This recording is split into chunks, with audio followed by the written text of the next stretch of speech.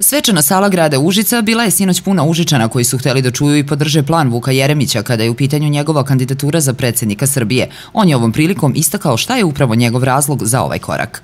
Odlučio sam da se kandidujem za predsjednika Srbije zbog toga što sam duboko uveren da Srbija ne samo da ide u pogrešnom, već i u opasnom pravcu.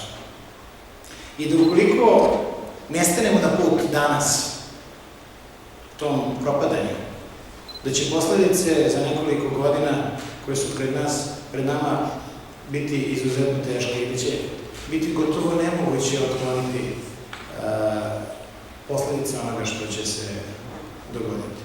Jeremić je na ovoj tribini govorio i o važnosti veze između unutrašnje i spoljne politike, ističući to kao jedan deo programa njegove predsjedničke kandidature koji je predstavljen u Beogradu. Taj predsjednički program počinje od ekonomije, niskog standarda i nezaposlenosti, što smatram da je jedan od najvećih problema, verovatno i najveći sa kojim se danas kao država susreće. Kako rešiti te probleme, o tome želim da razgovaram sa vama. Ali moj program pokriva i mnoge druge oblasti. Pokriva zdravstvo i pitanje zdravlja jedne nacije, pitanje životne sredine i zaštite životne sredine jedne nacije. To je jedan od problema za koje znam da ovde u Užicu sasvim sigurno ima razumevanje.